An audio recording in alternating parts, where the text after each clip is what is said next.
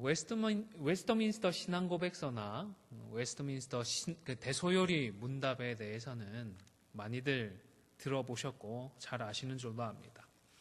신앙고백서는 교회 밖을 향하여서 우리가 누구를 믿는다, 우리가 무엇을 믿는다라는 것을 공적으로 선언하고 선포하는 성격입니다.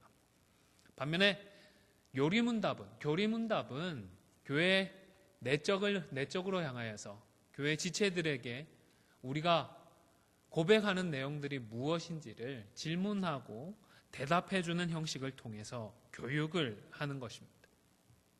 그러면 교회 절기는 어떨까요? 교회 절기는 교회 밖을 향한 것일까요? 아니면 교회 안을 향한 것일까요? 네, 맞습니다. 교회 절기도 교회 안을 향하여서 특별히 그 신앙의 훈련과 교육을 위하여서 준비되었습니다. 과거에는 일반 성도들이 일반 가정집에 성경책을 두고 원할 때마다 읽고 묵상하면서 신앙생활을 하는 것이 굉장히 어려웠습니다. 거의 불가능했습니다. 왜이죠? 성경이 없었거든요. 많이 없었거든요. 그리고 있더라도 너무너무 비쌌어요. 이 일반인들이 성경책을 집에 가지고 두는 것은 참 힘들었습니다. 인쇄술이 발달하기 전에는 일일이 필사를 해서 성경을 복사를 카피를 했어야 합니다. 그러다 보니 자연스럽게 어쩔 수 없이 성경의 숫자도 성도들의 숫자에 비하면 너무 적었고, 그리고 그 비용도 만들기 위해서 소요되는 비용도 굉장히 엄청났던 것입니다. 사실 성경에 많이 있었다고 해도 오늘날과 달리 그 성경을 읽을 수 있는 성도들의 수도 그렇게 많지 않았습니다. 우리 한국 사람들이야 한글을, 세종대왕께 참 감사해야 되죠. 한글이 있어서 글을 읽고 쓰는 것들, 문맹률로 따지면 거의 제로에 가깝다고 하지 않습니까? 근데 옛날에는 글을 읽는다는 것, 극히 소수를 제외하고는 참 힘든 일이었습니다. 심지어 중세시대에는 가톨릭 교회들이 성경책을 라틴어로만 기록하게 했습니다. 그래서 각 나라의 언어로 번역된 성경조차 갖지 못하게 했었더랬습니다. 자기 나라의 글도 모르는데 그 라틴어를 익혀서 성경을 읽을 수 있는 성도는 정말로 드물었던 것입니다. 그러다 보니 복음의 핵심적인 내용이라도 반복적으로 가르치기 위해서 현실적인 방법들을 고안해냈습니다. 유럽 여행을 다녀오신 분들 아마 여러 대성당들을 보신 적이 있을 텐데 그 성당들을 한번 머릿속에 떠올려 보시기를 바랍니다. 성당에 보면 특이할 만한 것들이 뭐가 생각나십니까? 유리창이나 그 성당들 벽을 내벽이든 외벽이든 보면 어떤 것들이 많이 있죠? 그림들, 벽화들이 많이 있고 또 조각상들이 많이 있습니다. 창문에도 스테인드 글라스가 많이 있어서 성경의 내용들을 이런 식으로 그림으로 그려내든지 조각상으로 풀어내든지 해서 시각적으로 이 중요한 사건들을 이런 식으로 시각화해서 가르치고자 했던 것입니다. 교회가 절기를 제정한 것도 예수님께서 성취하신 그 복음의 핵심적인 내용들을 해마다 반복해서 잊지 않고 가르치고 교훈하기 위해서 제정해 놓은 교육의 방법이었던 것입니다. 참 우리는 행복한 시대를 태어나 살아가고 있는 것 같습니다. 과거에 비하면 얼마나 행복한지 모르겠습니다. 성경책도 집에 꽤 많이 있습니다. 가방마다 성경책을 넣고 다닐 수 있는 시대입니다. TV를 통해서도 유명한 목사님들의 설교가 방송이 되고 조금만 신경을 써서 컴퓨터에서 검색을 하면 내노라 하는 분들의 설교도 쉽지 않게 접할 수가 있습니다. 양질의 신앙의 강좌들도 접할 수 있고 또 엄청나게 쏟아지는 경건 서적들도 우리가 쉽게 찾아볼 수가 있습니다. 이런 축복들을 통해서 우리가 복음을 쉽게 배우고 익히다 보니 절기를 통해서 가르쳐지는 교훈들에 대해서는 쉬 무덤덤해지는 것이 아닌가 싶습니다. 그저 연례 행사로 치부해 버리지 말고 느슨해지고 좀 해이해질 수 있는 우리의 마음을 가다듬고, 혹 우리가 잘못 알고 있는 영적인 가르침들이 있다면 새롭게 하는 사순절 기간이 되면 좋겠다 싶습니다. 오늘 본문을 통해서 저는 은혜 받은 자의 삶이라는 제목으로 함께 세 가지로 말씀의 은혜를 나누고자 합니다. 첫 번째로, 우리가 쌓아놓은 그런 알량한 체계들, 사상들을 절대시하지 말고 무엇보다 하나님의 뜻을 구하고 누구보다 먼저 하나님을 찾는 데에 열심을 내는 저와 여러분이 되실 수 있기를 바랍니다. 29절에서 34절에 보시면 안식일에 예수님 앞에서 서로 다르게 행동하는 두 부류의 사람들이 기록되고 있습니다. 한 부류는 안식일임에도 불구하고 베드로의 장모를 예수님께 고쳐달라고 간청했던 사람들입니다. 예수님이 병 고치는 일련의 행동들을 하시게 된다면 그들이 지금까지 쌓아놓은 체계로는 안식일을 그만 범해버리고 마는 행동입니다. 그럼에도 불구하고 그들은 하나님을 찾고 예수님을 찾는 데 있어서는 그런 것들도 개의치 않을 수가 있었던 것입니다. 이 당시 유대 문화에서는 시댁의 어른은 물론이고 처가의 어른들도 구별하지 않고 모시는 경우들이 많이 있었습니다. 그렇기 때문에 베드로가 장모를 모시고 같이 살았다는 것이 특이할 만한 사항은 아닙니다. 다만 베드로가 또 누구랑 같이 살고 있었죠?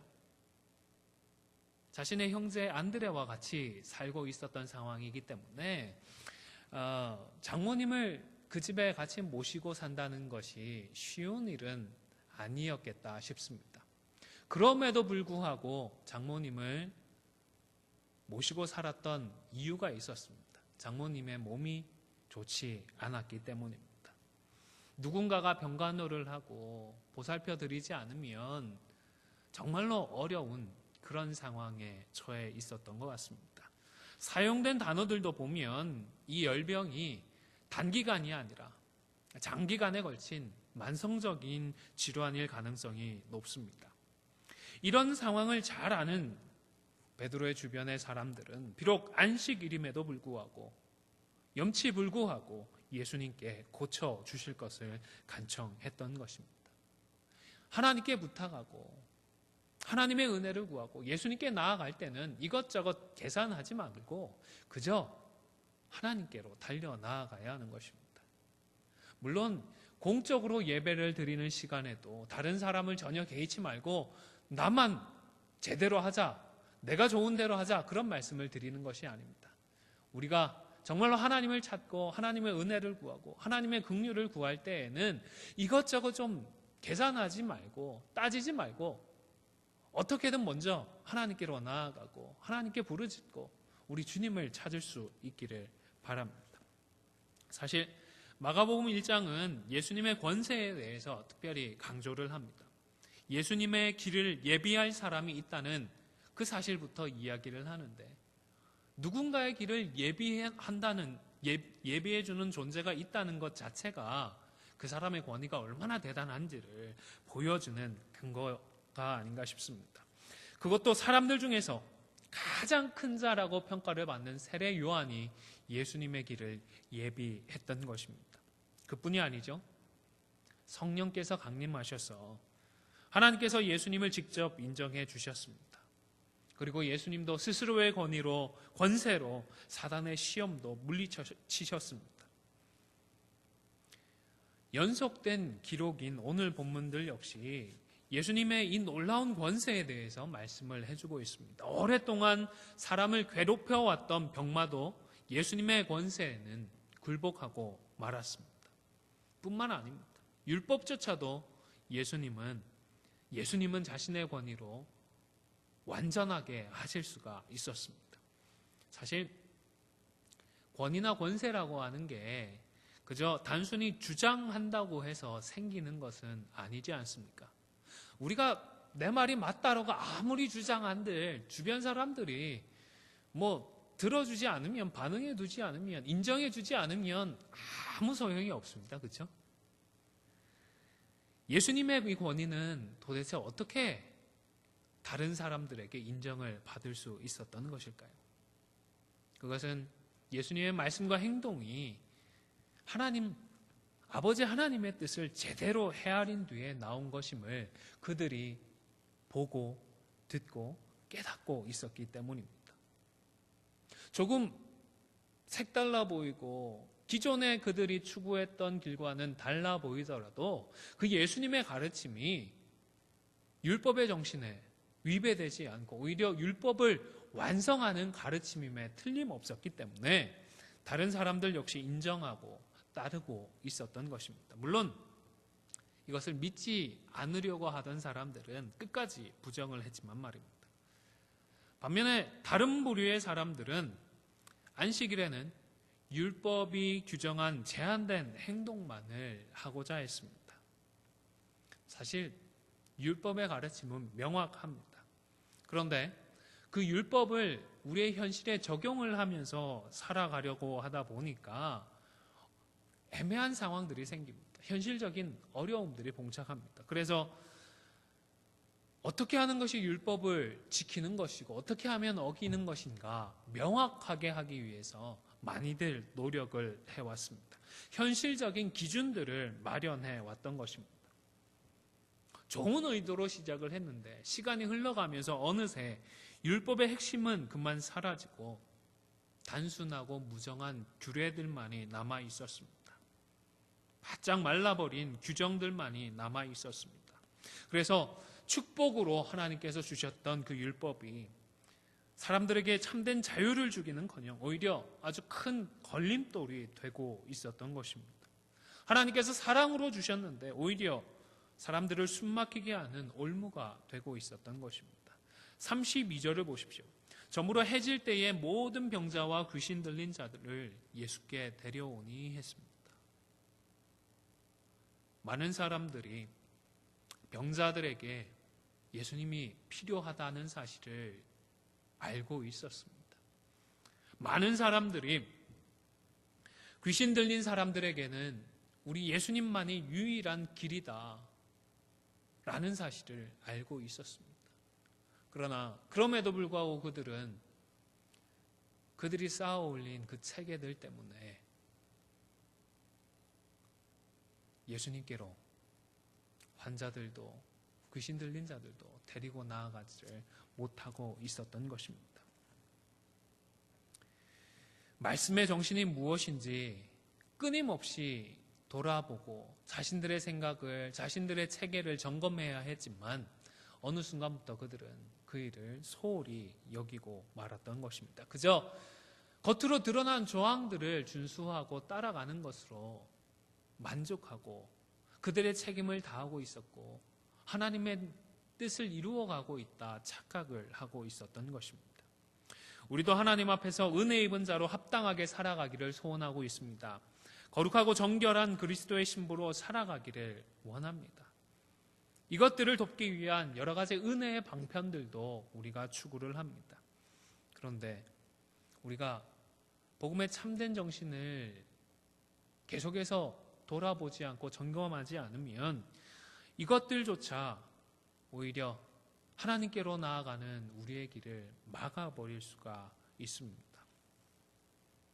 우리가 추구하는 목표는 1년 365일 주님과 동행하는 것입니다. 그러나 어느새 사순절이나 성탄절 즈음에만 반짝 신앙을 신경 쓰는 것으로 위안을 삼아버리기도 합니다. 우리가 항상 하나님과 동행하며 하나님을 기쁘시게 하는 삶을 추구하며 살아야 하지만 그저 헌금 생활을 하고 집회에 참석하는 정도로 우리가 해야 할 도리들을 다 하고 있다라고 스스로 위안하며 살아가기도 하는 것 같습니다. 사랑하는 성도 여러분, 우리가 쌓아놓은 알량한 그 체계를 절대 시해하지 마시기를 바랍니다. 언제나 하나님의 뜻을 구하고 하나님의 도움을 찾고, 그리고 하나님의 뜻을 구하고 하나님의 도움을 찾을 때에는 그저 간절하게 하나님께 부르짖는 저와 여러분이 되실 수 있기를 바랍니다.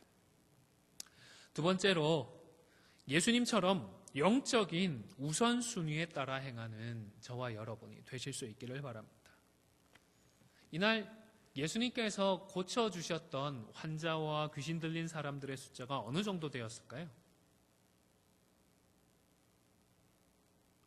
참 많았던 것 같습니다. 마가의 기록을 보면 온 동네가 문 앞에 모여 있었다라고 기록을 합니다. 병은 고쳐주시고 귀신을 쫓아내시는 예수님께 이 많은 사람들이 열광을 했을 것입니다. 예수님 스스로도 사람들을 고쳐주고 회복시켜 주시는 것에 대해 뿌듯하다 느끼시고 자랑스러우셨을 것 같습니다. 뭔가 되고 뭔가 할 수 있을 것 같다라는 생각을 하셨을 법합니다. 그러나 문제는 예수님께는 우선순위가 있었다는 것입니다. 그것은 복음을 전하는 것이었습니다. 전도하는 것이었습니다.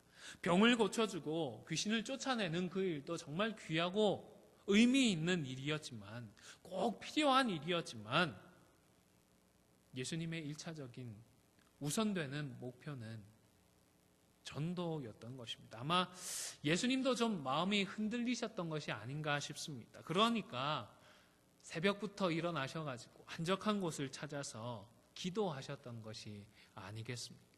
기도하면서 하나님의 뜻을 구하고 기도를 통해서 영적인 우선순위를 다시금 분명히 했던 것 같습니다.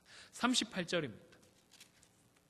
이르시되 우리가 다른 가까운 마을로 가자. 거기서도 전도하리라. 내가 이를 위하여 왔노라 하시고, 병을 고치고 귀신을 쫓아내는 것은 어디까지나 하나님 나라의 복음을 증거하기 위한 수단이고 방법이었습니다. 그런데 몰려든 사람들은 예수님의 가르침보다는 이제 다른 것에 더 관심이 있었을 것입니다. 예수님이 일으키셨던 기적과 이적들, 그리고 예수님이 하시는 그 일들에 대해 매니아적인 관심을 가지고 좀 더 놀라운 기적들을 목격하기 위해 예수님을 찾는 사람들이 생기기 시작했을 것입니다. 그러나 예수님은 이미 그들에게 하나님의 복음, 하나님 나라의 복음을 전해주셨습니다. 그렇기 때문에 이제는 아직 그 복음을 듣지 못한 지역으로 들어가시겠다라는 의사를 분명히 하셨던 것입니다. 만약 그날 그곳에 더 머물렀다면 모르긴 몰라도 진심 어린 감사의 대접을 받지 않았겠습니까? 존경도 받고 사람들의 칭송도 받고 참 즐거운 시간들을 보내실 수도 있었겠지만, 예수님은 중요한 것이 무엇인지를 잊지 않으셨던 것입니다. 기도를 통해 다른 곳에서도 전도하고자 다시 결단하시고 영광의 자리를 마다하시며 그곳을 떠나셨던 것입니다. 우리도 나름대로 중요하게 생각하는 것들이 많이 있습니다. 생계의 문제도 중요합니다. 자녀들을 생각하며 기도합니다. 가정의 여러 가지 문제들을 당연하게 중요시할 수 있습니다. 그 외에도 많은 것들이 우리의 관심 목록에 있어서 그것들로 신경을 쓰게 됩니다. 그런데 우리는 정말 우리에게 중요한 것이 무엇인지 잊지 말아야 합니다. 급하다고 해서 중요한 것을 차선으로 미뤄두지 말아야 합니다. 내게 필요하다고 해서, 우리에게 좋은 것이라고 해서 더 중요한 것들을 잠시 미뤄두지 말아야 합니다. 내가 기분이 좋지 않다고 해서, 내 감정이 상했다고 해서 중요한 것을 무시해버리고 싶을 때도 있습니다. 바로 이때에 우리도 주님처럼 기도해야 합니다. 기도해야 무엇이 더 중요한지를 분명히 할 수 있기 때문입니다. 기도를 해야 우선되는 영적인 가치에 우리가 따를 수 있기 때문인 것입니다. 이제 마지막 세 번째입니다. 우리는 이미 은혜를 받은 사람들입니다. 주신 은혜를 기억하며 주시는 말씀에 헌신하십시오. 말씀에 순종하십시오. 40절부터의 말씀은 한 나병 환자의 일화입니다. 문둥병자가 예수님께 찾아왔습니다. 사실 문둥병자가 정상인을 찾아서 나서는 것은 결코 쉬운 일이 아닙니다. 자신의 생명을 걸어야 하는 일이기 때문입니다. 율법에 따라서는 처형할 수 있는 사안이기 때문입니다. 그런데 이 문둥병자는 병에서 낫고자 하는 그 소망, 그리고 예수님이라면 고쳐주실 수 있다라는 단순하지만 진실한 그 믿음으로 그 나머지 일들에 대해서는 계산하지 않고 예수님을 찾았던 것입니다. 예수님 앞에 꿇어 엎드렸습니다. 예수님께 간청을 합니다. 원하시면 저를 깨끗하게 하실 수 있나이다. 예수님께서 허락만 해주시면, 생각만 해주시면, 말씀만 해주시면 제가 나음을 입을 수 있겠습니다라고 굳게 믿고 있었던 것입니다. 그리고 이런 환자를 예수님은 불쌍하게 생각하셨습니다. 측은히 여겨주시고 긍휼히 여겨주셨습니다. 그래서 손을 내밀어 그에게 대시며 말씀으로 깨끗하게 해주셨습니다.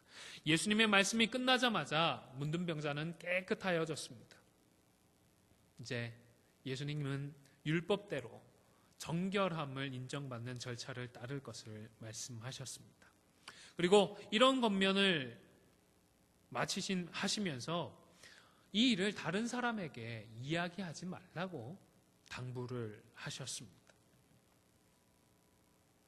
그런데 문둥병자는 예수님의 이 당부에도 불구하고 어떻게 했죠? 45절을 같이 한번 읽겠습니다. 시작. 그러나 그 사람이 나가서 이 일을 많이 전파하여 널리 퍼지게 하니 그러므로 예수께서 다시는 드러나게 동네에 들어가지 못하시고 오직 바깥 한적한 곳에 계셨으나 사방에서 사람들이 그에게로 나아오더라. 어떻게 했죠? 순종하기는커녕 오히려 떠벌리고 다녔습니다. 만나는 사람마다 예수님께서 나를 고쳐주셨네 자랑을 했던 것입니다. 보통 있었던 일들을 다른 사람에게 반복해서 자랑할 때는 어떻게 됩니까? 첫 번째 하고 두 번째 하고 세 번째 할 때 더 세련돼지고 뭐가 조금 더 붙기도 하고 더 그럴듯해지지 않습니까?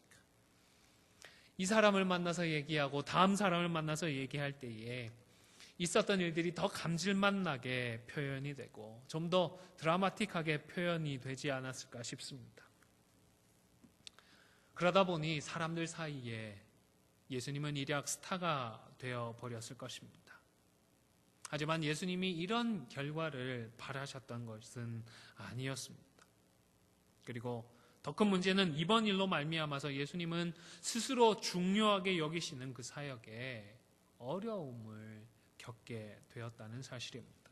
다시는 드러나게 동네에 들어갈 수가 없었던 것입니다. 드러내놓고 하나님 나라의 복음을 동네 안에서는 전할 수가 없게 되었던 것입니다. 사실 사람들이 아니라 다른 모든 것들은 우리 하나님께 철저하게 복종하고 순종합니다. 병마를 보시기를 바랍니다. 예수님의 구체적인 사역에 모조리 다 물러가고 말았습니다. 심지어 말씀 한마디면 다 쫓겨갔습니다. 사람들을 괴롭히는 귀신은 어떻습니까? 우리 예수님 앞에서는 그들의 혀조차 제대로 놀리지를 못했습니다. 그런데 예수님께서 그렇게 사랑해 주시고 긍휼히 여겨 주시며 은혜를 베풀어 주셨던 정작 그 사람들은 예수님의 말씀을 잊어버리고 자신의 기분과 감정에 치우치면서 자신을 도와주셨던, 나를 사랑해 주셨던, 내게 은혜를 베풀어 주셨던 그 예수님의 길을 가로막고 말았던 것입니다. 사랑하는 성도 여러분, 우리는 이미 하나님의 은혜를 받은 자들입니다. 이 문둥병 환자처럼 말입니다. 은혜를 받은 우리는 더욱 은혜를 베풀어 주신 그분의 말씀을 기억하고 그 말씀에 순종해야 하는 것입니다. 물론 예수님께서 이 사람이 순종하지 않고 떠벌리며 다닐 것을 모르셨을까요? 그걸 모를 만큼 예수님은 전지전능한 분이 아니셨을까요? 사람의 몸을 입고 계셨기 때문에 어느 정도 제약이 있었을까요? 이런 의문을 가질 법도 합니다. 그러나 예수님은 은혜를 베풀고 또 은혜를 베푼 자에게 더 자라날 수 있는 기회를 주고자 하셨던 것입니다. 에덴 동산을 만드시고 아담에게 순종할 수 있는 기회를 하나님께서 주셨던 것과 비슷한 맥락이 아닌가 생각을 합니다. 물론 문둥병자에서처럼 사람들이 실패할 때가 있습니다. 아담이 실패했던 것처럼 실패할 수도 있습니다. 그럼에도 불구하고 이런 기회를, 그것을 아시고도 이런 기회를 주신다는 사실은 노력해서 안 되면, 노력하고 그래도 못하면 뒷감당은 내가 해주겠다라는 의지의 표현이다 싶습니다. 아담은 실패했지만 그것으로 끝이 아니었습니다. 하나님은 예수님을 보내어 주셨던 것입니다. 문둥병자가 말씀에 불순종함으로 예수님의 사역을 방해하는 우를 범했지만 그럼에도 불구하고 예수님은 계속해서 주어진 공생의 기간 사역을 감당해 가셨던 것입니다. 우리가 완전하고 완벽해서 하나님이 우리를 교회로 부르시고 우리에게 말씀을 주신 것은 아닙니다. 때때로 우리도 잘못하고 우리도 실패하겠지만 그럼에도 불구하고 하나님은 저와 여러분에게 말씀으로 성장할 기회를 계속해서 주시는 것입니다. 부족하고 넘어져도 하나님께서 합력해서 선을 이루어 주시고 하나님께서 직접 그 뒷감당도 해 주실 것입니다. 우리가 기억하고 우리가 해야 할 것은 우리에게 베풀어 주신 그 십자가의 은혜를 기억하고 어떻게든 우리에게 허락되어진 그 말씀을 붙들고 그 말씀에 순종하며 그 말씀을 이루기 위해서 노력하는 것이라는 그 사실을 명심하실 수 있기를 바랍니다. 오늘 함께 나눈 말씀을 정리하고 잠시 기도했으면 좋겠습니다. 하나님, 우리의 생각으로 하나님을 제한하지 말고 망설이지 않고 계산하지 않고 하나님께 부르짖는 우리들 되게 해주십시오. 도움이 필요하고 은혜와 긍휼이 필요할 때에는 이것저것 재보지 않고 하나님께 간절히 부르짖으며 달려나가는 우리들 되게 하여 주십시오. 기도했으면 좋겠습니다. 두 번째로 또 우리 예수님처럼 우리도 급하고 또 내가 생각하는 그 어떤 것이 아니라 영적으로 중요한 일들, 영적인 우선순위를 분명히 하며 거기에 따라 이 땅에서 주어진 삶의 시간들을 걸어갈 수 있도록 인도해 주십시오. 위에서 기도했으면 좋겠습니다. 무엇보다 내게 베풀어 주신 그 십자가의 은혜를 기억하며 내게 허락되어진 그 말씀에 잘 순종하는 우리가 되게 하여 주십시오. 기도하겠습니다. 그리고 네 번째로 특별 헌금을 위해서 기도해 주시기를 바랍니다. 교회적으로 어려운 시기를 지나가고 있는데 하나님 잘 이겨나갈 수 있도록 하나님 우리의 마음을, 우리의 형편을 인도하여 주십시오. 우리 함께 합심해서 잠시 기도하도록 하겠습니다. 좋으신 아버지 하나님,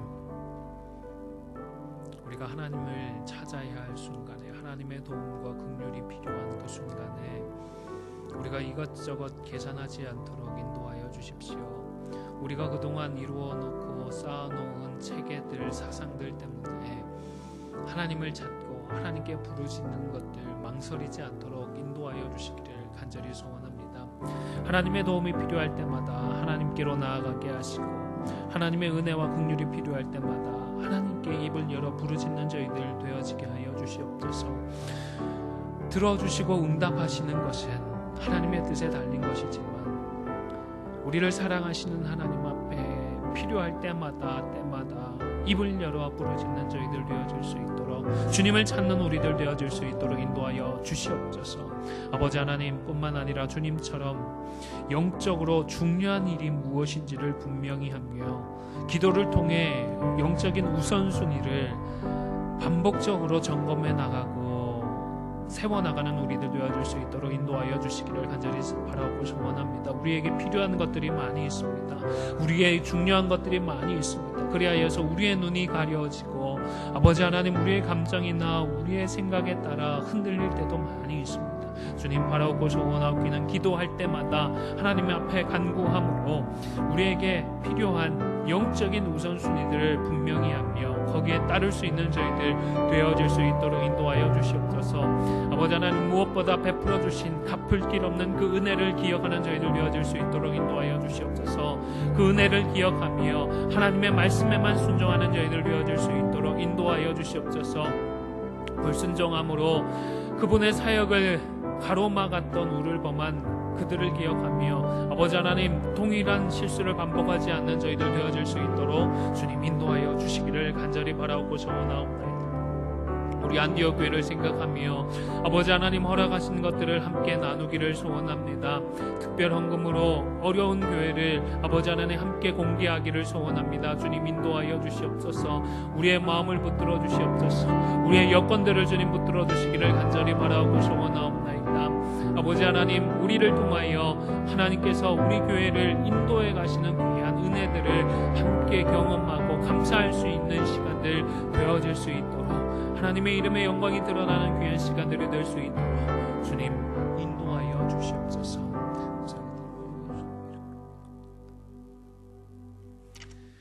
지금은 우리 주 예수 그리스도의 은혜와 아버지 하나님의 크신 사랑과 성령의 교통하심이 우리에게 베풀어 주신 은혜를 기억하며 베푸신 그 하나님의 말씀을 기억하고 말씀에 순복하며 살아가기로 소원하고 결단하는 우리 성도들 머리 위에 안디옥 교회 위에 지금부터 영원토록 항상 함께 있을지어다.